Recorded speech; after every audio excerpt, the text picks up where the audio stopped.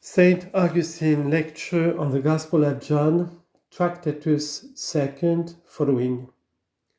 Therefore, because he was so man that the God lay hid in him, there was sent before him a great man, by whose testimony he might be found to be more than man.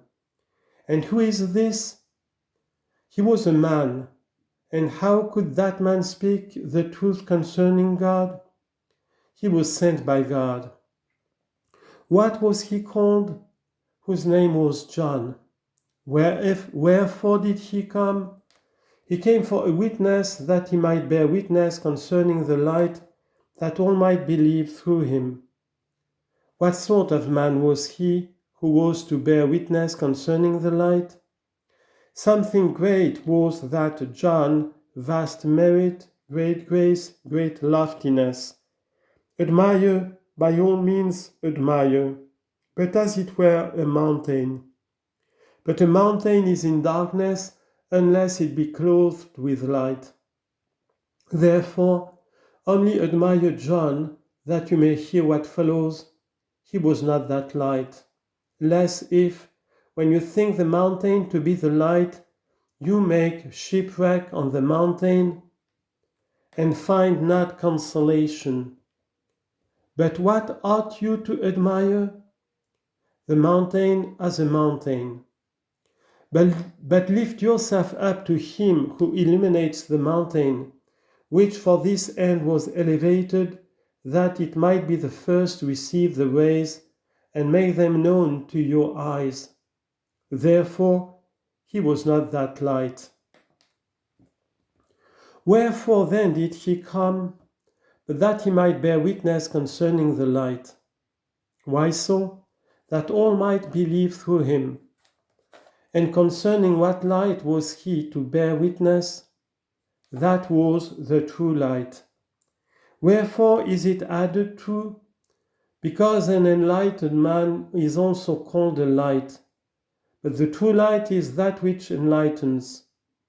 For even our eyes are called lights. And nevertheless, unless either during the night a lamp is lighted, or during the day the sun goes forth, these lights are open in vain. Thus, therefore, John was a light, but not the true light, because if not enlightened, he would have been darkness. But by enlightenment, he became a light. For unless he had been enlightened, he would have been darkness, as all those once impious men, to whom as believers the apostle said, you were sometimes darkness. But now, because they had believed, what? But now are you light, he says, in the Lord. Ephesians chapter 5, verse 8. Unless he has added, in the Lord, we should not have understood. Light, he says, in the Lord. Darkness you were not in the Lord. For you were sometimes darkness, where he did not add in the Lord. Therefore, darkness in you, light in the Lord. And thus he was not that light, but was sent to bear witness to the light. But where is that light? He was the true light which lights every man that comes into the world. If every man that comes, then also John. The true light therefore enlightened him, by whom he desired himself to be pointed out. Understand, beloved, for he came to infirm minds, to wounded hearts, to the gaze of dim-eyed souls. For this purpose had he come.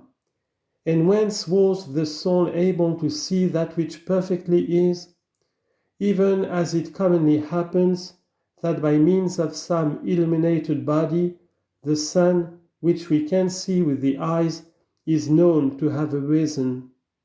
Because even those who have wounded eyes are able to see a wall illuminated and enlightened by the sun, or a mountain, or a tree, or anything of that sort, and by means of another body illuminated, that a rising is shown to those who are not as yet able to gaze on it.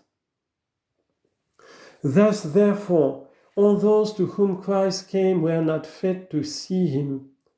Upon John he shed the beams of his light, and by means of him, confessing himself to have been irradiated and enlightened, not claiming to be one who irradiates and enlightens.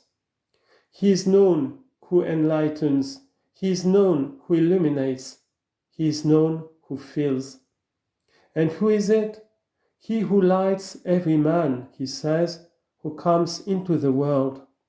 For if man had not receded from that light, he would not have required to be illuminated, but for this reason has he to be illuminated here, because he departed from that light by which man might always have been illuminated.